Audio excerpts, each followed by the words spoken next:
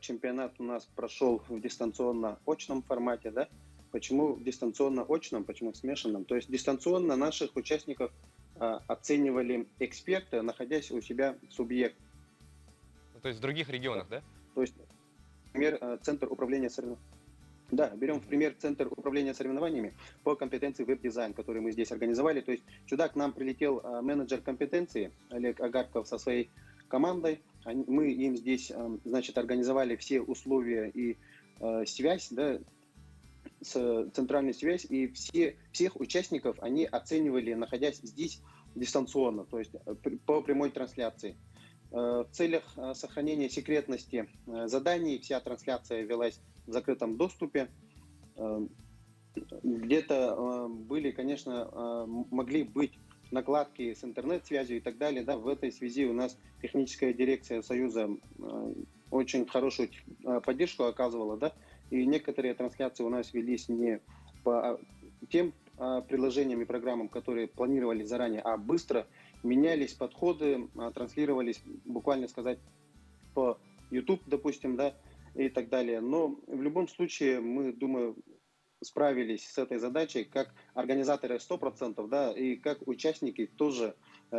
Мы организовали здесь площадки на базе профессиональных образовательных организаций, чтобы наши конкурсанты Мгм. тоже выполняли задания, находясь у себя в учебном заведении, в отдельном кабинете, и их оценивали уже другие эксперты, сидя в других субъектах. То есть это очень большой вызов, это совершенно новые подходы не только в России, а вообще в мире. В мире еще никто никогда не проводил подобного рода мероприятий именно в дистанционном формате. Мгм. Ну, то есть успехи у нас не только в соревновательной, состязательной части, но и в организационном, да, уровне, на организационном уровне.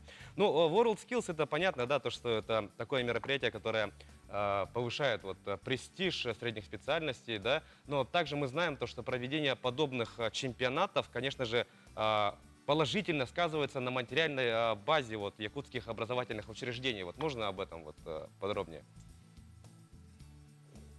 Ну да, вы правильно отметили.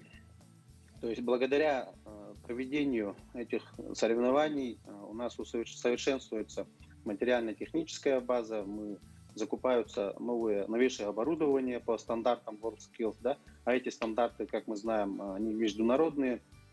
То есть наши эксперты, вот, участвуя на отборочных соревнованиях, да, когда вот в прошлых годах ездили в другие субъекты, обменивались опытом, участвовали в деловой программе там, с участием представителей крупных компаний, отраслевых организаций, да, то есть прорабатывались вот эти моменты, закупались новое оборудование. Конечно, все это обновлялось. Но в этом году мы проводили чемпионат, то есть на тех площадках, которые уже готовились вот в предыдущие года. Да? Как мы знаем, Якутия давно уже в движении WorldSkills с 2013 года, и из года в год закупаются новые оборудование, обновляется, и оно уже сегодня мы имеем возможность уже на тех вот построенных базах участвовать в таких мероприятиях федеральных, да, и говоря уже о наследии чемпионата, вот есть такое понятие, да, наследие чемпионата WorldSkills, если в прошлых годах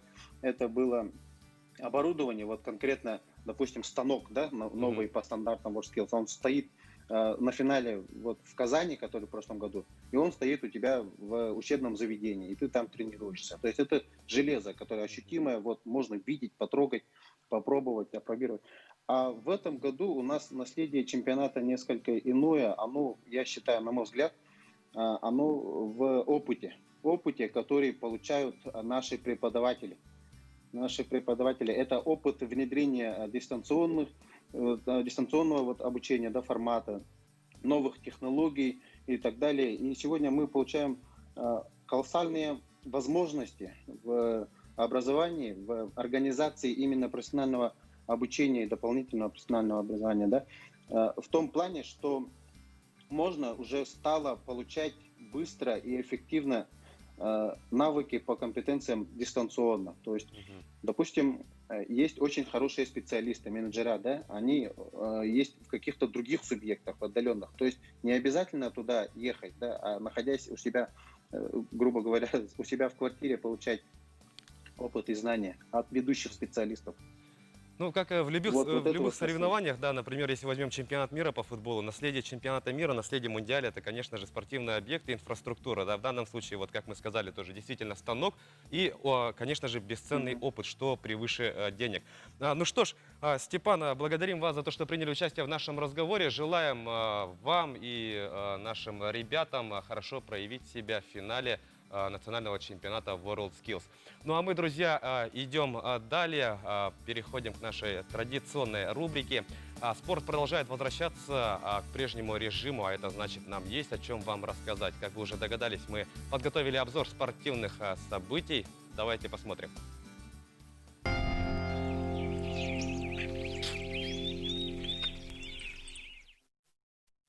Американский боец ММА Джастин Гейджи готов провести все 5 раундов в поединке против россиянина Хабиба Нурмагомедова. Свое заявление спортсмен объяснил тем, что он обладает хорошими навыками борьбы в плане ухода от тейкдаунов. Также Гейджи отметил, что намерен держать правильную дистанцию, которая не позволит россиянину атаковать. Напомним, поединок между бойцами пройдет в Абу-Даби 24 октября. На кону будет стоять титул UFC в легком весе. В данный момент в активе Нурмагомедова, владеющего поясом чемпиона, 28 побед и ни одного поражения. На счету Гейджи 22 победы и 2 поражения.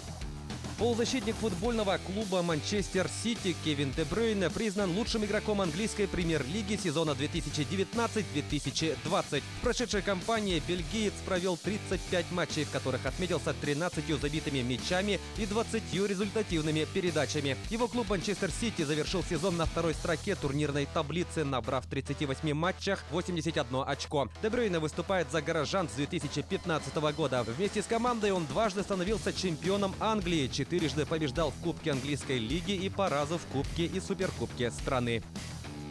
Дубль Александра Овечкина и шайба Евгения Кузнецова помогли Вашингтону одержать победу над Нью-Йорк Айлендерс в матче первого раунда плей-офф Национальной хоккейной лиги. Встреча завершилась со счетом 3-2. В составе проигравших шайбы забросили Жан-Габриэль Пажо и Мэтью Барзал. Теперь на счету Овечкина, признанного первой звездой матча, 4 шайбы и 1 ассист в текущем плей-офф. У Кузнецова 3 шайбы и 1 передача. Для Вашингтона эта победа стала первой в серии против Айлендерс, в активе которых 3 выигрыша. Следующая встреча противостояния пройдет завтра. Перейдем к событиям нашего региона. Якутские спортсмены завоевали 3 медали на чемпионате России по спортинг-дуплетной стрельбе. Соревнования прошли в Брянске. Об этом сообщает «Спорт Якутии». На высшую ступень пьедестала в командном первенстве зашла сборная республики в составе Аяла Макарова, Николая Кобякова и Игоря Егорова. Якутяне набрали 521 очко и опередили ближайших преследователей на 11 баллов. Макаров также стал хозяином серебряной медали в соревнованиях среди стрелков категории А. На высшую ступень пьедестала среди ветеранов зашел Василий Алексеев. Якутские боксеры завоевали 2 медали на чемпионате Москвы. Как сообщает «Спорт Якутии», участниками соревнований, являющихся отбором на чемпионат страны, стали 123 спортсмена. В весовой категории до 49 килограммов первенствовал мастер спорта России Борис Сидоров. Благодаря этой победе якутянин завоевал путевку на чемпионат страны, а также попал в состав сборной Москвы для участия в командном Кубке России. Еще один якутянин, Назар Андреев, выступавший в весе до 75 килограммов, стал обладателем серебряной награды. Таковы главные новости спорта к этому часу. Но мы продолжаем наш эфир и продолжаем тему спорта. В Якутске у нас возобновили свои тренировки юные воспитанники Академии «Спартака». О том, как идут занятия у будущих звезд футбола, нам расскажет руководитель филиала Академии Владислав Иванов. Сейчас, в данный момент, мы подключаемся к нашему гостю, ну а пока, пожалуй, я расскажу следующую информацию. У нас 14 августа в Якутске, в республике, разрешены занятия спортом на улице, в том числе и, конечно же, в фитнес-клубах и тренажерных залах. И, пользуясь этим, конечно же, все любители спорта, физической активности вышли на улицы, посещают эти объекты и продолжают свои тренировки. Ну что ж, с нами Владислав Иванов на связи. Напомню, это руководитель филиала футбольной академии «Спартак» в Якутске. Итак, Владислав, доброе утро. Доброе утро всем. Ну что ж, вот как говорится, руководитель должен подавать, да, пример своим подопечным. У нас Владислав сейчас находится на утренней пробежке.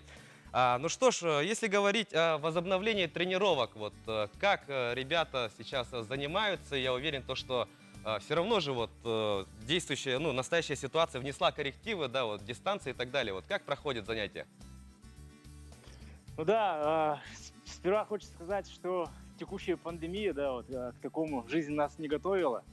Конечно, мы никак не могли планировать, что такой долгий перерыв будет там чуть ли не в полгода.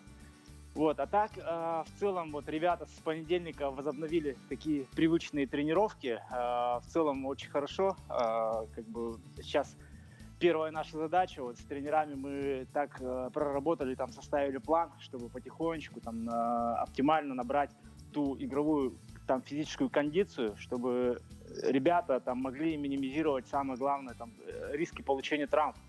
Поэтому сейчас потихонечку там, ну, набирать как бы форму, да, вот физическую. Ну и к тому же хочу сказать, что многие наши ребята там во время пандемии также во время самоизоляции дома занимались вместе с нами онлайн занятиями. Мы вот начиная с апреля месяца по июль с ними проводили занятия, там, так и в онлайн режиме, так и в режиме асинхронном. То есть мы записывали видео и ребятам отправляли уже на выполнение заданий. Ну, то есть тренировочный процесс не останавливался даже в период вот самоизоляции. Ребята вот в режиме онлайн и даже вот через видео, да, как сдают домашнее задание, так отправляют видео, да. Современные технологии вот Да-да-да. позволяют. Да, вот, но, наверное, есть какие-то и плюсы, да, вот, вот именно вот такого текущего периода, да, вот, привыкаем к новым технологиям, там, вот, как раз вот сейчас вот через Skype там общаемся, тоже как-то непривычно, тоже там пришлось там повозиться немножко там с регистрацией, там, с подключением, поэтому в ногу со временем ко всему приходится привыкать, ну и, как говорится, там, любая трудность — это шанс, как бы, возможность стать лучше для всех. Ну что ж, мы знаем то, что ваши воспитанники вот отправляются, да, они занимаются здесь, и путем отбора вот лучшие представители отправляются в Москву, собственно, в саму, да, вот Центральную академию Спартака. Вот мы знаем то, что один из ваших воспитанников, Харысхал Пестряков, да, если не ошибаюсь, отправлялся в эту академию. Вот об этой поездке, пожалуйста, расскажите. Всего мы с прошлого года, с момента открытия с июня, 8 наших учеников отправили на стажировки. И вот самым таким значимым событием для нас стала стажировка, которая состоялась в феврале вот текущего года, куда выезжали наши ребята Харысхан Пестряков 2010 года и Леня Березкин 2006 года. И по итогам вот недельной стажировки вот Харысхан получил возможность сыграть товарищеский матч там, в составе Академии «Спартак» там, против команды из Реутова. Я скажу, это ну, огромный шаг вперед, да, можно сказать. Это впервые, можно сказать, в истории якутского футбола, что парень из далекой Якутии примерил на себя именно вот форму ученика Академии «Спартака». Ну что ж, да, действительно, вот всем другим, да, представителям Академии в Якутске есть куда расти. И действительно, ведь большой футбол у нас играют. Вот если даже вспомнить пример Артема Соколова, парень из Мархи добрался до юношеской сборной России, да, вот мы очень надеемся, что ваши подопечные также хорошо себя проявят, и в будущем мы будем говорить о них как о игроках сборной. Ну что ж, дорогие друзья, на этом новый день подходит к своему завершению. Эфир продолжат мои коллеги из Сангакюн. Оставайтесь с нами и хорошего вам дня.